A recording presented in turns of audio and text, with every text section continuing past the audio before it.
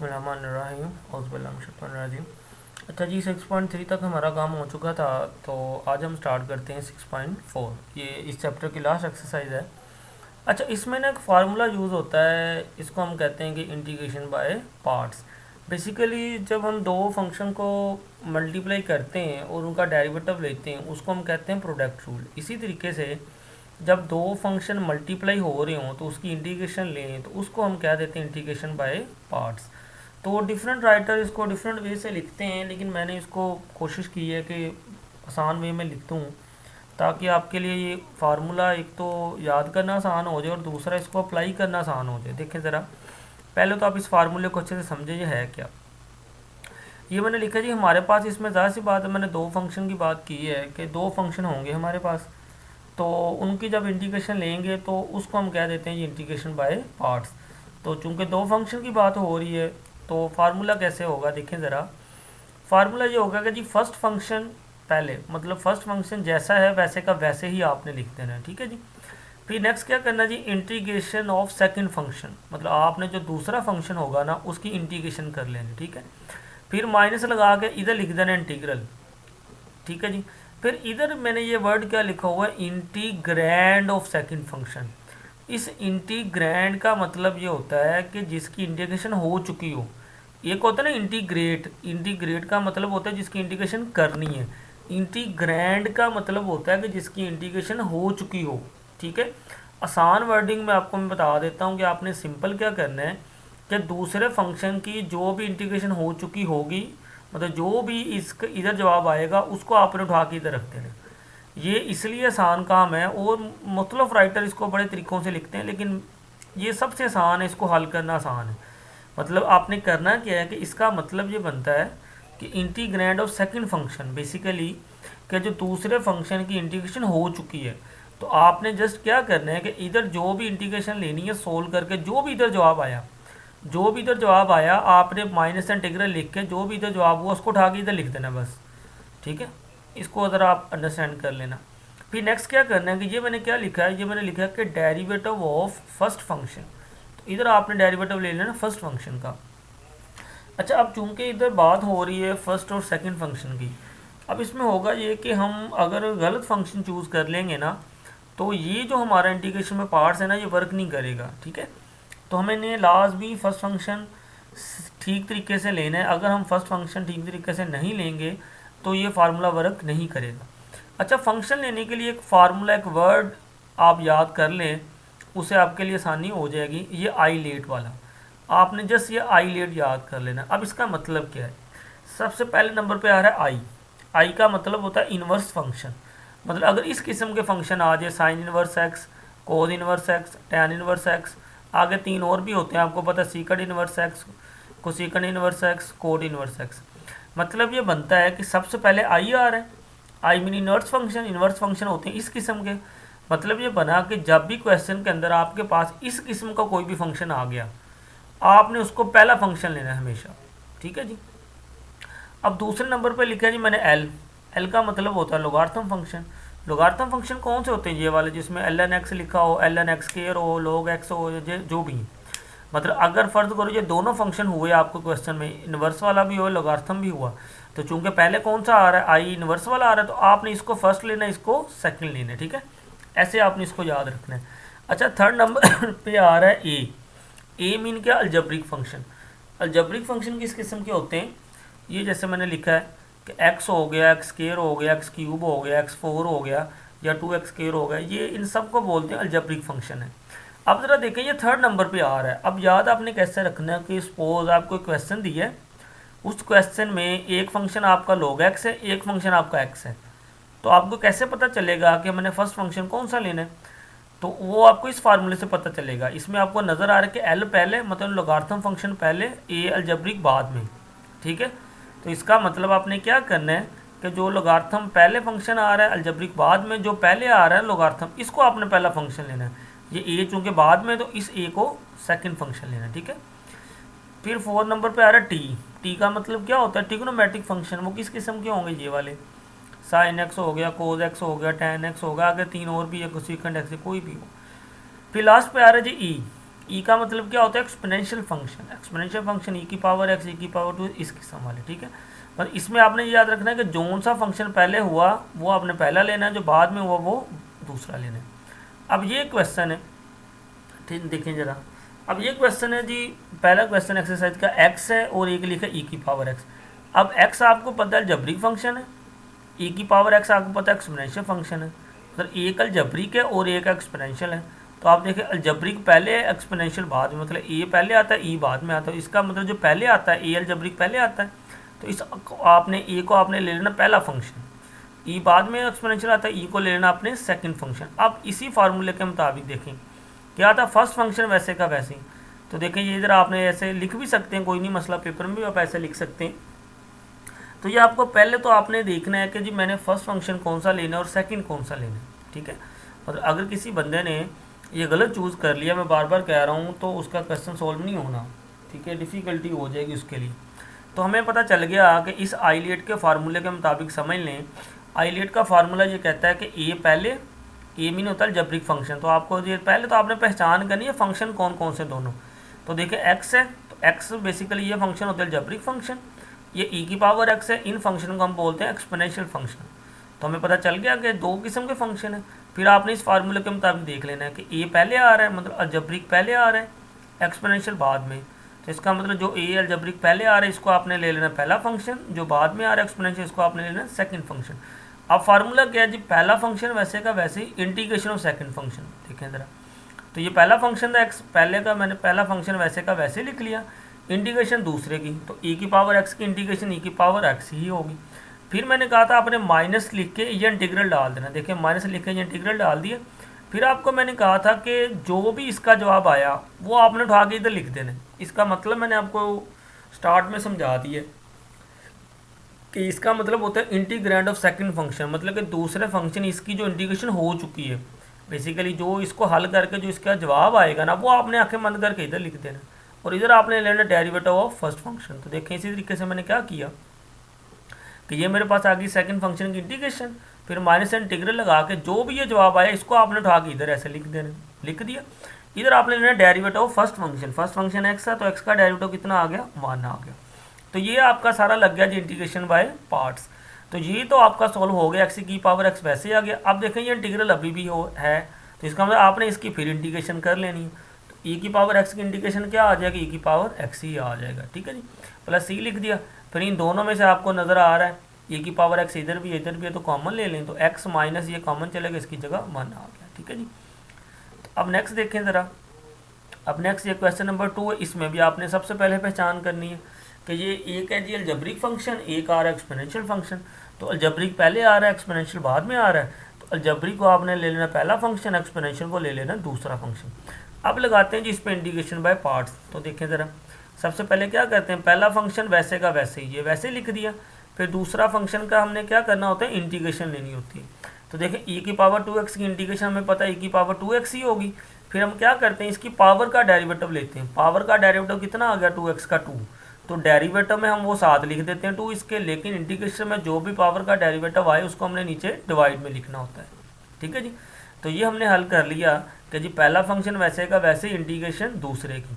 फिर मैंने कहा था माइनस लिख के इंटीग्रल लिख देना है। फिर जो भी ये जवाब आया, ये बड़ा आसान तरीका है इसको याद रखने का ना, इंटीग्रेशन बाय पार्ट्स। तो ये सबसे आसान है, मतलब मैंने जितने भी राइटर्स के देखे हैं फार्मूले, हर एक ने अपने अपना वो लिखा हुआ है, लेकिन ये मैंने उसका एक मिक्सचर सा निकाला हुआ है, ये सबसे आसान है। तो सिंपल क्या करेंगे, जो भी ये इसका जवाब आया है इस सारे को उठा के आप इधर लिख दें। देखें ये लिख दिए। फिर इधर हमने क्या करना होता है, basically derivative of first function. तो फर्स्ट फंक्शन एक्स स्क्वायर था, तो एक्स स्क्वायर का डेरिवेटिव कितना आ गया, 2x आ गया, ठीक है जी। अब इसको सिंप्लीफाई कर लेते हैं। तो ये देखें एक्स स्क्वायर था, ये 2 कॉन्स्टेंट था, तो मैंने इसको लिख दिया एक्स स्क्वायर ओवर 2, ये की पावर 2x वैसे आ गया। फिर माइनस, अब देखें ये 2 से 2 तो कट गया, बाकी क्या बचा, x और ए की पावर 2x बचे। अब देखें हमने इसको फिर सोल्व करना है, तो अब हमें नज़र आ रहा है कि इस पर फिर 2 फंक्शन बन गए। तो इसका मतलब हमने क्या करना है, इन दोनों पे फिर इंटीग्रेशन बाय पार्ट्स लगा देना है, ठीक है जी। अब उसी तरीके से ये पहला जबरी फंक्शन है, एक्सपोनेंशियल फंक्शन, तो इंटीग्रेशन में पार्ट्स फिर लगा देते हैं। पहला फंक्शन वैसे का वैसे ही, इंटीग्रेशन दूसरे की। तो ये देखें फिर उसी तरीके से इंटीग्रेशन होगी कि e की पावर 2x की इंटीग्रेशन होता है e की पावर 2x ही, पावर का डेरिवेटिव ले वो होता है 2, तो वो हमने डिवाइड में लिख दिया। फिर माइनस इंटीग्रल लिख के जो भी ये जवाब आया इस सारे को उठा के हमने इधर लिख देने। फिर पहला फंक्शन एक्स था तो एक्स का डेरिवेटिव इधर कितना आ गया, 1 आ गया, ठीक है। अब इसको सिंप्लीफाई, ब्रैकेट मैंने इसलिए डाली है, इस ब्रैकेट का बड़ा फ़ायदा है। अगर आप ये ब्रैकेट नहीं ना डालते तो फिर इससे गलती हो जाती है। गलती क्या होती है मैं भी आपको बताता हूँ। अच्छा अब देखें ज़रा नेक्स्ट इसको सिंप्लीफाई करते हैं। तो एक्स नीचे डिवाइड में 2 था तो एक्स ओवर 2 लिख लिया, की पावर 2x आ गया।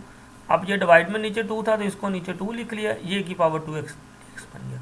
अब हमें नज़र आ रहा है कि एक ये भी है, अब ये रह गया, जब तक ये इंटीग्रल ख़त्म नहीं ना होना आपने हल कर ही जाना है। तो ये अभी एक इंटीग्रल ये फिर नज़र आ रहा है, तो आपने इसकी फिर इंटीग्रेशन करनी है। तो इसकी सिंपल हो जाएगी इंटीग्रेशन, क्योंकि इंटीग्रेशन में पार्ट्स तो तब लगता है ना कि जब हमारे पास दो फंक्शन हो। तो इसमें तो सिंपल एक ही फंक्शन है, तो इसकी इंटीग्रेशन बाय पार्ट इंटीग्रेशन सीधी हो जाएगी, ई की पावर 2x की 2x ही, और पावर का डेरिवेटिव 2 डिवाइड में। अच्छा अब आपको मैं बता रहा था कि ब्रैकेट ना लगाने से गलती क्या होती है। ब्रैकेट ना लगाने से गलती ये होती है कि जब ये ब्रैकेट नहीं लगाते तो इट्स मीन ये माइनस सिर्फ इसके साथ आता है, ये नहीं होता। बेसिकली होना क्या है कि ये इस माइनस से ये अगली रकम भी अफेक्ट होनी है, ठीक है। जैसे मैंने ये नेक्स्ट किया, देखें ज़रा, जब मैंने ये ब्रैकेट ओपन की है ये वाली, तो इस माइनस से ये तो माइनस का होगा, इस माइनस से ये माइनस भी प्लस का होना है। तो जब आप इधर माइनस या ब्रैकेट नहीं लगाएंगे तो ये गलती हो जाती है, और बहुत कॉमन मिस्टेक है जी। तो इसलिए आपने क्या करना है कि जब भी आपको पता चल गया कि जी एक और इंटीग्रेशन में पार्ट्स लग रहा है तो आपने फ़ौरन ऐसे ये वाली ब्रैकेट डाल देनी, ठीक है, ताकि आप इस गलती से बच सकें। तो ये हमारा क्वेश्चन सॉल्व हो गया। अच्छा जब नेक्स्ट क्वेश्चन नंबर 3 देखें, अब इसमें नज़र आ जी log x। अब इसमें दूसरा फंक्शन था ही कोई नहीं, तो ये याद रखना है आपने कि जब भी ऐसी सिचुएशन आ जाए तो दूसरा फंक्शन कोई भी ना हो तो आपने उसको 1 लिख लेना है, ठीक है जी। तो इस सूरत में तो ज़ाहिर सी बात है 1 लिख लिया मैंने।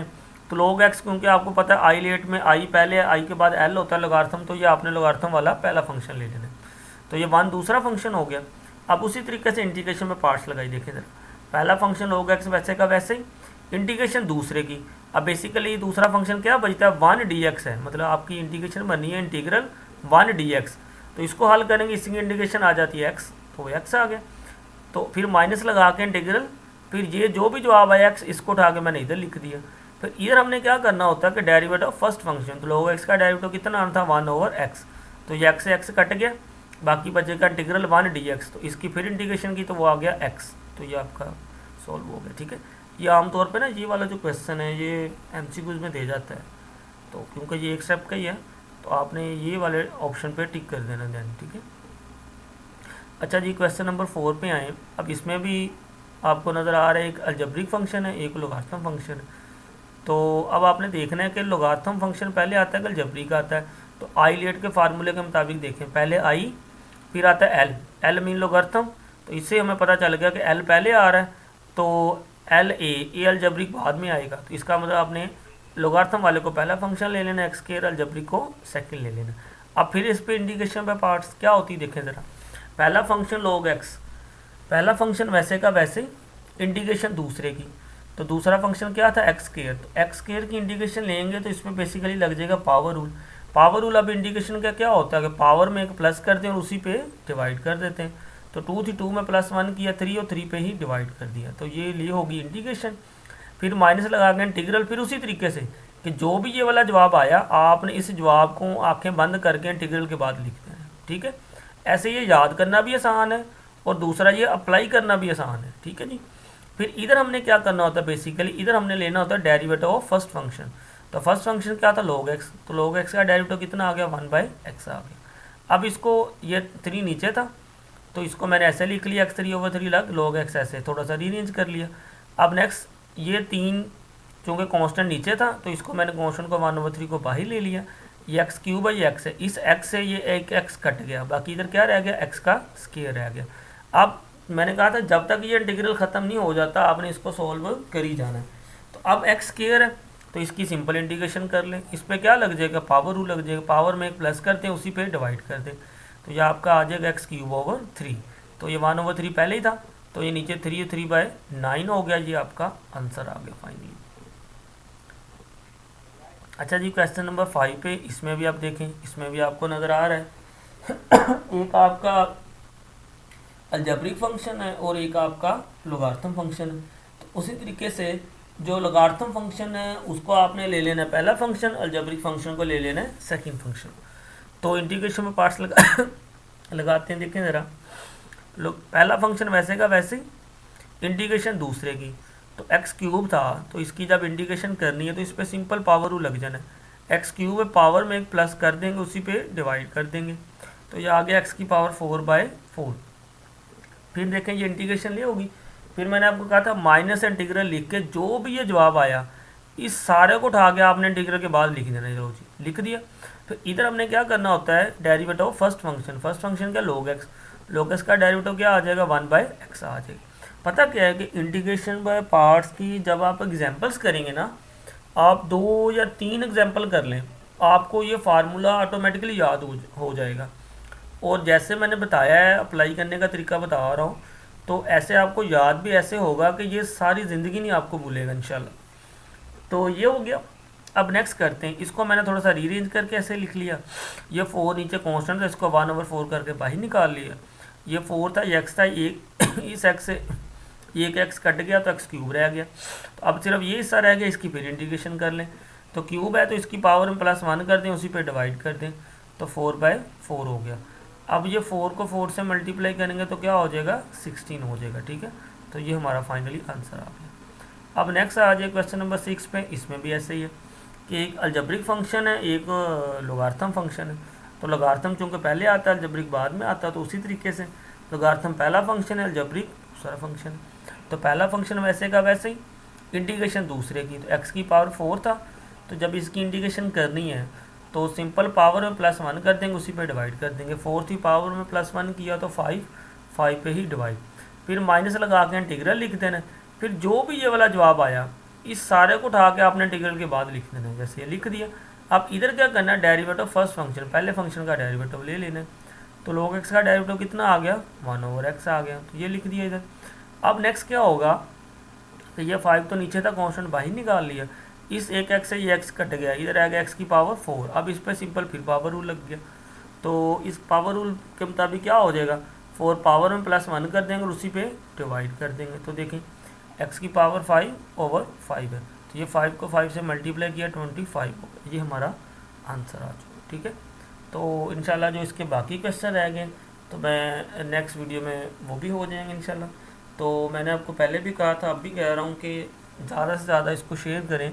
जो आपके फ्रेंड्स हैं जो डिफरेंट कॉलेजेस में भी पढ़ रहे हैं, या जो भी आपके डिपार्टमेंट अदर डिपार्टमेंट में हैं, जैसे केमिस्ट्री, जोग्राफिया, जो भी है ना, उनके CR GR वगैरह, जिनके साथ मतलब जिन लोगों तक भी ये पहुंच रहा है ना, तो आप कोशिश करें इसको नेक्स्ट से नेक्स्ट शेयर करें और सबको बोले चैनल को सब्सक्राइब भी करें, तो ताकि आपको जैसे ही वीडियो अपलोड होगी फिर फ़ौरन आपको नोटिफिकेशन इसका मिल जाया करेगा। ठीक है, तो क्योंकि मैं ये बेसिकली सारा आप लोगों के लिए ही बना रहा हूँ, तो इसलिए आप भी कोशिश करें इसको नेक्स्ट से नेक्स्ट शेयर करें। ठीक है, ताकि ज़्यादा से ज़्यादा लोग देखें।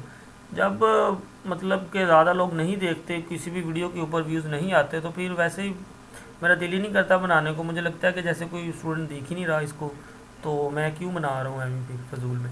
क्योंकि ये लेक्चर बनाने पे मैंने आपको बताया था कि बहुत एफ़र्ट होती है कि पहले इसको पेज पे लिखो, सॉल्व करो, फिर सारी इसकी तस्वीरें बनाओ, फिर इसकी PDF फाइल बनाओ, फिर उसको लैपटॉप में सेंड करो, फिर ये सॉफ्टवेयर से सारा रिकॉर्ड करो, फिर इसको मोबाइल में सेंड करो।